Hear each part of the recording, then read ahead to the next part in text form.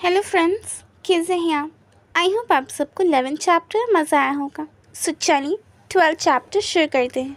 So last chapter में हमने देखा था कांग खांचू के था, मैं बस ये तुम्हें देना चाहता था, अगर तुम्हें पसंद नहीं आया तो मुझे वापस करो। ये सुन के कांग सीवू कहता, किसने कहा कि मुझे पसंद नहीं आया? तभी कांग सीवू उस नाइफ़ को देखकर बहुत ज़्यादा खुश हो रहा होता है और साथ ही साथ ब्लश भी कर रहा होता है। तभी कांग सीवू कहता, थैंक यू, ये सबसे ज़्यादा बेस्ट गिफ्ट है। Thank you हांजू।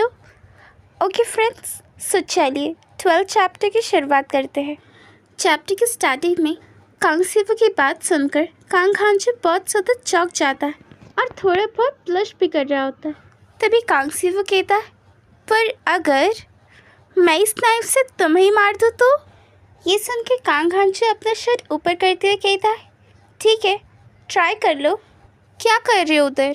मुझे मारो।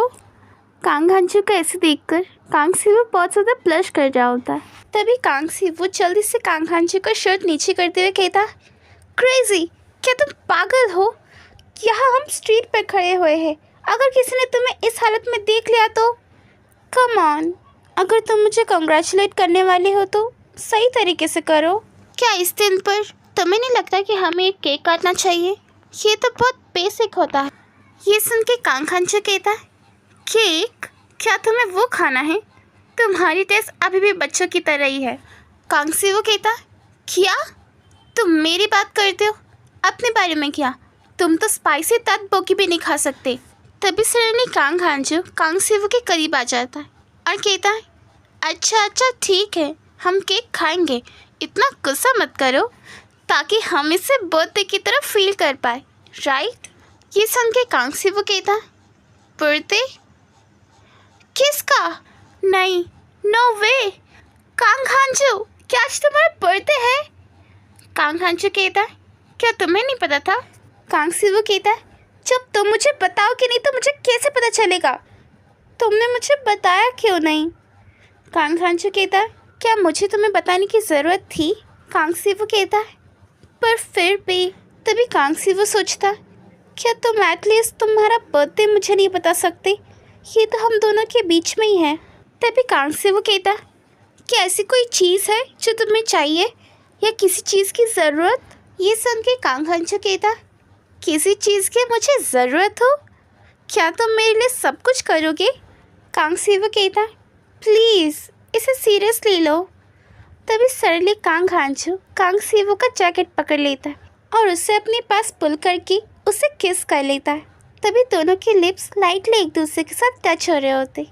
कांग हांजू कहता, मुझे मिल गया मेरा बर्थडे गिफ्ट, ये अब तक का परफेक्ट बर्थडे गिफ्ट है।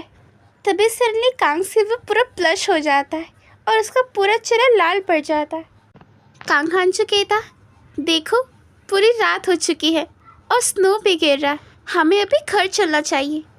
और हाँ, हमें तो केक भी खरीदना है, राइट? तभी सडनली कांग सीवू कांग हांजू का टाई पकड़ता है और उसे अपनी तरफ पुल कर उसे भी किस कर लेता है। दोनों ही बहुत देर तक किस कर रहे होते। फिर हम प्रेजेंट का सीन देखते हैं, जहाँ कांग सीवू उठ जाता है। बाहर बहुत ज़्यादा बारिश हो रही थी।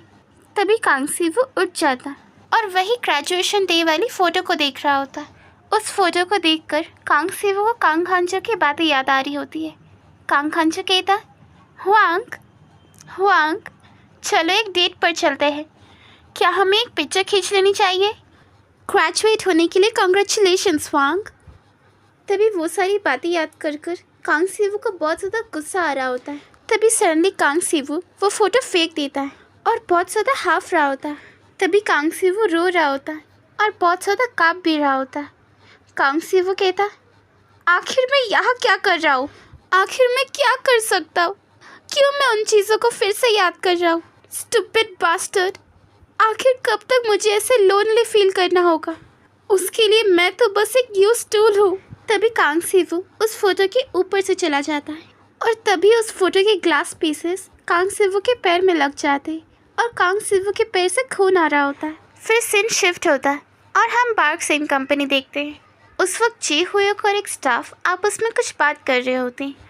तभी सडनली वहाँ कांग हांजू आ जाता है। सारे स्टाफ कहते हैं, चेयरमैन कांग आ गए हैं। तभी सारे स्टाफ और जी होयुक भी कांग खानचू को ग्रीट कर रहे होते। तभी कांग खानचू वहाँ से पास हो जाता है और केबिन के अंदर जा रहा होता है। तभी केबिन के अंदर जाने से पहले कांग खानचू जी होयुक को ही देख रहा होता है। थोड़ी देर तक उसे देखने के बाद कांग खानचू केबिन के अंदर चला जाता है। तभी कांग खानचू के अंदर जाने के बाद जी होयुक भी पीछे मुड़ के देख रहा होता है। ओके फ्रेंड्स, यही हमारा चैप्टर ख़त्म होता है। आई होप आप सबको इस चैप्टर में मज़ा आया होगा।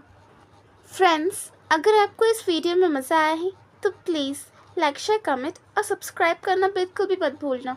हम मिलेंगे अगली वीडियो में। So till that, stay safe, stay healthy, bye bye.